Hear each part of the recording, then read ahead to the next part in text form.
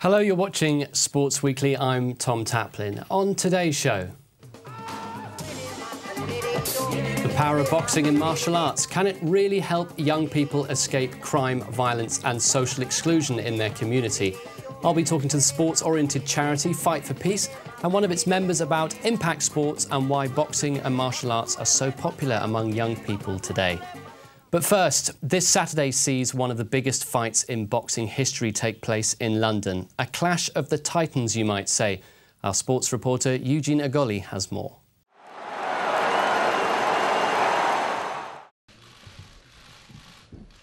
Britain's heavyweight world champion Anthony Joshua says beating Ukrainian veteran Vladimir Klitschko in their mouth-watering showdown for the IBF and WBA crowns this Saturday would entitle him to be called a legend. The 27-year-old 2012 Olympic champion, who defended his IBF title successfully in December against American journeyman Eric Molina, will face off against Klitschko on April 29 at Wembley Stadium, and said the bout could be a life-changing experience for him. Knockout is the cherry on top, but to win, whichever way, I think is very possible. And this is a fight that can change from champion to legend overnight, right? Klitschko, now 41 years old, said he has stayed in the sport since losing his WBA, IBF and WBO belts in a surprise defeat by troubled British pugilist Tyson Fury in November 2015, expressly to regain his titles. It's everything to me, and I understand the importance of that, but it doesn't make me go crazy, you know. Joshua, who is 18-0 in his professional career and has never been taken the distance, conceded that while Klitschko might be on the elderly side for a boxer contesting a world title, it did not make him any less dangerous. Sparring is completely different to a fight, so I can't really ever say to you, yeah, I've done 12 rounds in a fight. I do it in the gym very often, but fighting is completely different. Their press conference, held in December, was conducted in a dignified and respectful manner, which would have delighted the promoters after two previously rowdy press conferences. Former world heavyweight champion David Haye threw a punch at his next opponent Tony Bellew, and Derek Chisora, who lost to Klitschko in a title challenge, hurled a table. Klitschko said his respectful attitude would not change towards Joshua. Klitschko admitted even to addressing Joshua as little bro, although he added it didn't mean he would go easy on him in the ring. He is one driven individual, and to listen to him talk and to see the determination in his eyes tells me that this is one hell of a tough fight for Anthony Joshua. Joshua hopes victory over the Ukrainian will mark the watershed moment and herald the start of a new era in heavyweight boxing. Well, joining me now in the studio is Abdul Wahid and Jacob Whittingham. Guys, welcome to the show.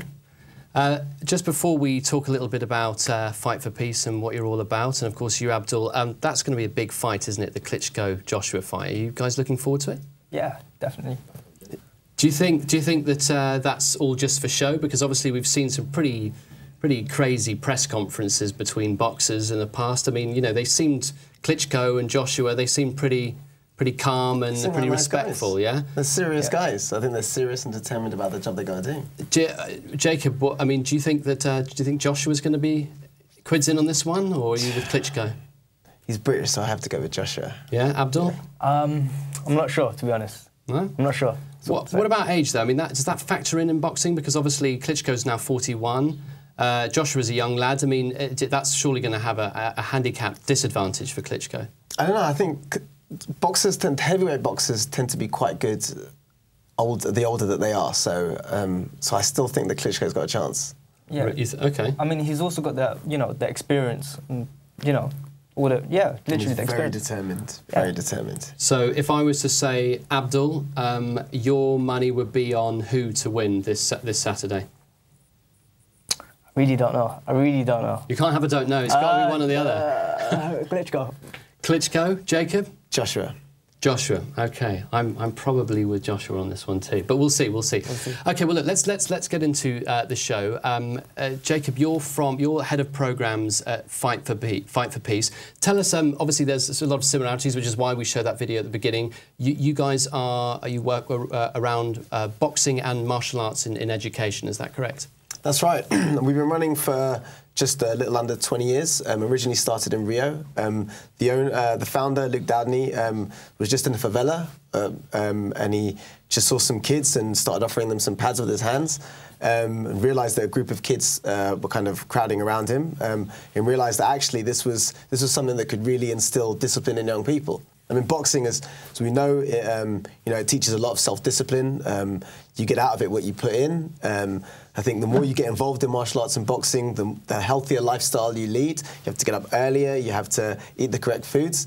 And those same lessons help young people in a range of different ways. And so he realised that actually he could build upon this and help young people's lives. You've got an academy, there's an academy set up in London. What sort of things then do you do at the academy? So, the London Academy was set up in 2007. There's 5 main strands to what we do. Obviously, boxing and martial arts is the hook.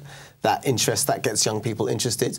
And as soon as we have young people in the academy, we then look to support them through their education, find them employment, support them to kind of provide the wraparound care that they need, the mentoring, the confidence building, but also some of the leadership skills. We want young people to be leaders. So one of the main aims is to get them involved in the decision-making of the charity itself. Abdul, you're involved quite heavily with Fight for Peace. Yeah. Let's start from the beginning. How did you first start? What brought you and Fight for Peace together? So there's a lot of reasons for everyone to join in, but for me it was because of my weight. Obviously I've lost a lot of it now, but everyone comes. Some people come in because they have anger issues. Some people just come in because it's a free gym. Some people obviously come in because they want to lose weight, and there's literally lots of reasons to come in. I mean, the biggest one is literally because it's free. I mean, who wouldn't go? So you go in, and usually the biggest sport that's done is boxing. But obviously, once you do boxing, you're invited to do every other sport. And then I think it's that moment where you get approached by the youth workers. So like for us, it's like Jason. He's like one of the main youth workers, and he will literally help you out with anything. From there, they will literally check on you if you need help with your educations or employment. They literally send you off to another staff member who will help you out, and it's really good. So for your issue, because as Jacob said earlier, there are lots of different reasons for people getting involved in some of the projects, which we'll touch on a bit later in the show, that Fight for Peace do. But yours, you said, was weight related. Yeah. So you just felt that was it more help you needed is that why you picked Fight for Peace as opposed to, say, a gym? Because I know you mentioned it was something to do with cost, but was there something else that the charity was able to help you that you might not have been able to help yourself with? So one thing I found out would later help me, but I didn't actually know would help me, was the fact that everyone, like not everyone, but a lot of people there knew a lot about fitness. Everyone was like a team, a small community. So if I didn't know what to train, like the guys would help me. They would tell me, hey, don't eat that, it's really bad for you. Eat this instead. So they would suggest me, give me a lot of suggestions that were really helpful. When I didn't feel motivated, someone would, they'll be planking, they'll be nearly dropping, and they'll turn around and be like, come on, man, you can do it, you can do it. And it's nice when someone can really support you, whether it is a coach or someone becoming a coach or literally just someone training with you. And because you were saying that without that, perhaps did you not have that in the background previously before joining Fight for Peace, or was that something that you needed to help battle at your weight, that issue? I think that's something I did need and something that I didn't have, because in a lot of gyms you're independent, you're on your own, and if you want someone there helping you, you have to get a personal trainer, and they cost a lot. So again, it comes back down to the money. Jacob, you've seen Abdul you've seen him from pretty much the beginning, as I understand, and him coming up through the academy in London at Fight for Peace. What have you seen achievements that Abdul has achieved, if you like, and how is that? I mean, is it like a template for other people who join and want to take up boxing or martial arts from whatever their background? What's the typical situation that you find, particularly in London? Kids coming to Fight for Peace, their backgrounds, why would they come in? I think a lot of people feel very alienated. I think they feel there's a lack of confidence. there are a lack of opportunities. I mean, in Newham in particular, youth funding has been cut by a third. So you're finding it's far more difficult for young people to find provision that will support them. So we have a lot of young people who will come with the intention of changing their life. Which is really, really positive, but we also are really keen on getting those young people who are really hard to reach. So we run outreach programs and talk to those young people who might not necessarily feel comfortable approaching the academy themselves. And so those are young people who are not happy with the situation that they're in. And sorry, just very quickly, what sort of things would that entail? Because I mean, I would imagine communities where there they may have got involved in crime, or there may be antisocial behaviour. Is that a stereotype, or is that an accurate? No, that's fairly accurate. I mean, we try not to necessarily dwell on those particular issues with the young people, but it's a fact. I mean, many of the young people who we work with are not in employment, education or training. They're from very deprived backgrounds. They may have been involved in kind of quote-unquote gang activities. Maybe they make their money illegally. And they're either at risk of offending, or they're at risk of being offended against. And so those young people we consider high risk. There are a tremendous amount of young people that we work with that are high risk, that may be the types of young people who may end up in prison, or may end up doing something that they really live to regret. And so those are the young people that we're really targeting on working, because our aim is to change the community itself. It's not just to change the individuals, but it's to really bring upon a change in the mentality that young people grow up with in the community of Newham. Abdul, how do you feel? Obviously, you heard what Jacob said there, that you're training with people who may have come from backgrounds that are violent. It's difficult. Do you feel any of that when you're there at the academy? Are you slightly aware of it, or do you guys all just get on and get training and get practicing? How does it work? I mean, you literally, it's really weird, because you have guys from gangs, you would have guys not from gangs, and you couldn't tell the difference. Everyone sweats just like each other. And the funny thing is, you can have the bigger guy sweating the most and the smallest guy working the hardest. But everyone's the same, literally. So, in this case, for you, because Abdul, you said that it was a weight-related issue, yeah. Which obviously was quite different to say something where it would be crime or antisocial behaviour. Let's talk a little bit about boxing, and martial arts. Why specifically boxing and martial arts? Why has that been the focus, the sports of choice for giving kids this opportunity to get into sport? I mean, what's fascinating about boxing, I think what's undeniable, anybody who's done boxing or has been in the boxing ring recognises how lonely it is, but also how the emphasis is on that individual to do their best. You've got no one else to blame. It's up to you what you get out of it. The harder you train, the more work you put in, the less likely it is that you're going to get hit. And so, and as we said, those lessons can be used in life itself. In life, we try to explain to young people, as well as we explain to ourselves, that the more work we put in, the more we read, the more we study, the earlier we go to bed, the better our diet, the more concentration we have. Those lessons are useful for success in the same way they're useful in boxing. And I think, there's been an issue over maybe the last few years in which boxing has been seen as something that's detrimental to young people's development. We see boxing as something that's really inspirational. It's transformed people's lives. It's very different from football or rugby, where you maybe can hide, you've got a team to play with. On boxing, it's just you. The responsibility falls on that young person themselves. My sort of concern was, if you're taking young people into an environment like that, where you're giving them those opportunities to be responsible, to take on leadership skills, the very sports themselves might be considered quite violent. I mean, martial arts, you've only got to look at Muay Thai or something like that, which is quite violent. Is it because that is much more identifiable for those particular young people who may have come from a particularly violent background, that it's something that they will remain focused on because there's an element of aggression and violence? Is that the real reason for it? No, I think that's a really good question. I think young people are just interested in the idea of martial arts. I think it's something that we grow up with. It's something that we really tend to enjoy watching on screen. It's martial arts or boxing is a very popular sport. But I think what's really, really important about boxing or about martial arts is that it requires a lot of discipline. So if by getting involved in boxing, you actually teach yourself when it is necessary and when it isn't necessary to use your fists. In a controlled environment, it is okay. In an uncontrolled environment, it isn't okay. And also, I mean, just on a basic level, it just gets the aggression out. I mean, everybody needs to get aggression out somehow. If you've dealt with a lot in your personal backgrounds, there's pent-up anger. And it's much better to take it out against a punch bag than it is to go out and do it on the street. Abdul, I take my aggression out on first-person shooter games, but I'm guessing that you have been in that exact position where you're boxing or martial or involved in both. I'm boxing.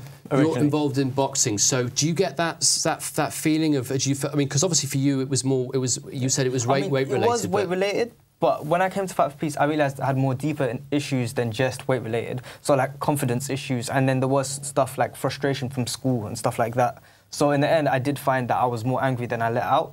So, when I did come to boxing, it was very useful.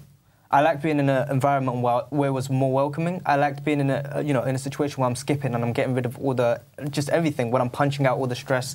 When, it's a lot better and it's even safer to think, this target is it's everything that I hate, instead of thinking, hey, I don't like this guy, let me hit this guy, because that's going to get me into trouble.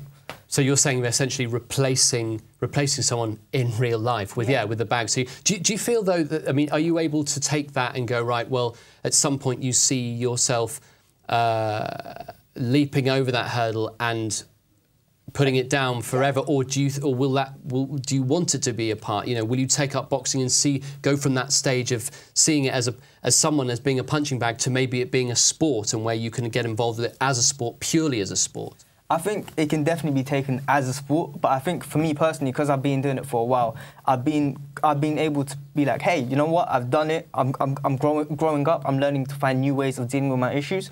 But for a temporary process, it's really good to be able to say, you know what? I need to do something now. I'm really stressed out. Let me just punch this. So I feel like it's a really good short-term. It's a short-term solution. Sorry.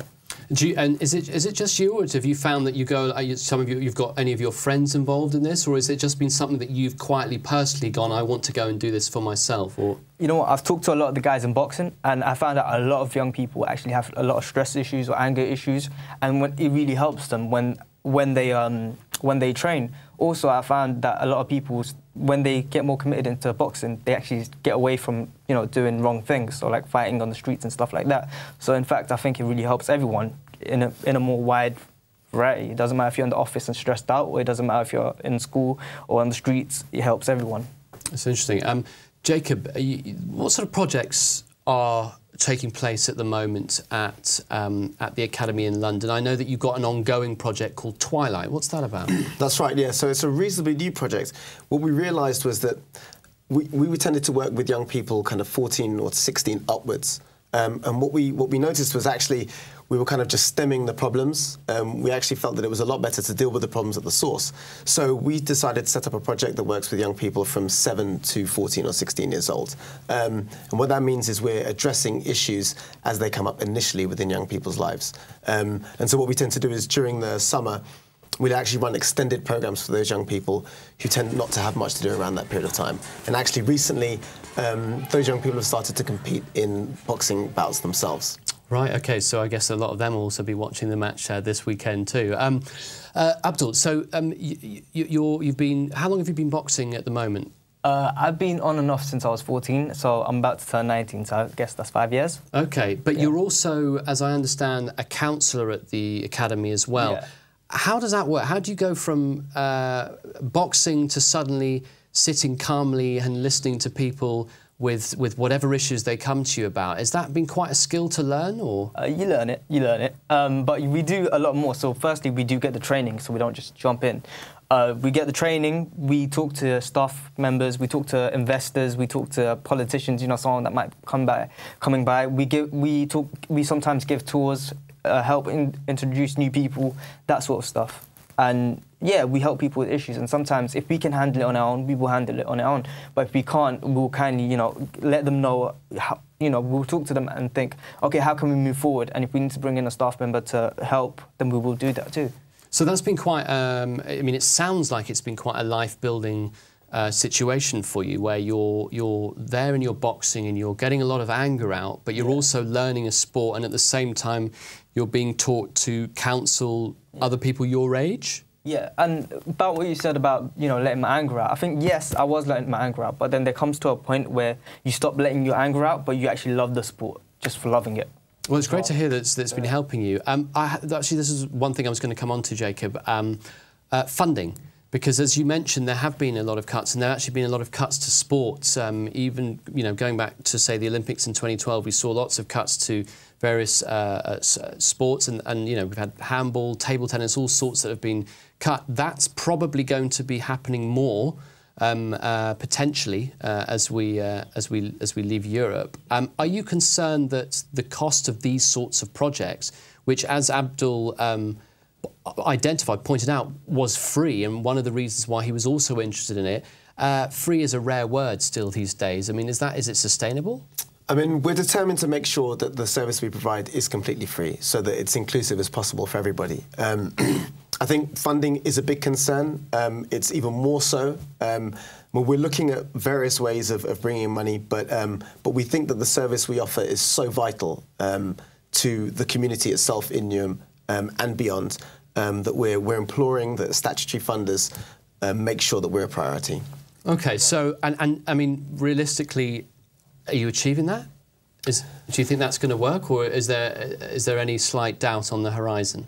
It's going to be difficult. It's going to be very, very difficult. But I think because of the results that we've achieved, I think because of the success stories that we have, the young people, the case studies, I think it would be a difficult argument to make that cuts would be possible in this particular area, because I think it would have a detrimental effect on the community itself. And we've already seen, I mean, we personally, for an academy, we've dealt with the death of a young person as a result of youth-on-youth violence within the last couple of weeks. And it's tragic and devastating. And I think that example itself should hopefully serve as a red flag for any potential funding cuts. Well, it sounds like it's been quite a success, and it sounds like a lot of kids who are in that environment can do well from learning a sport like boxing or like martial arts. Abdul, do you feel that this is something that you could potentially make a career out of? Is this something you've ever thought of? So I know a lot of people want to go into the competing side of it, but I am actually making a career out of this, except I'm leaning more towards the coaching side. So recently I've actually started coaching Twilights. So now I'm having a chance to give back to the 7 to 14-year-olds and teaching them the basics. And I think it's really good, because I know how it feels to be a new member. I also know how it feels to be the shortest and smallest person in an academy and not know how to do press-ups properly. So I think it's really nice that I can do that. So you could be the next coach then? Hopefully. Excellent, excellent. Well, look, guys, thanks very much for taking your time to pop into our studios today and talk about Fight for Peace. Just before we go, just how does someone get involved if they want to get involved in Fight for Peace? So they can find us on our website. We have a social media presence on Instagram, Twitter, or they can send us an email, call up, or just drop by the academy. Well, that's it for this edition of Sports Weekly. Join us next week, though, for a belter of a show where we'll have none other than up-and-coming racing champion Inam Ahmed in our studios.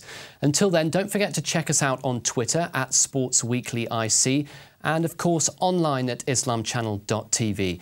But from everyone here in the Sports Weekly studio, goodbye for now.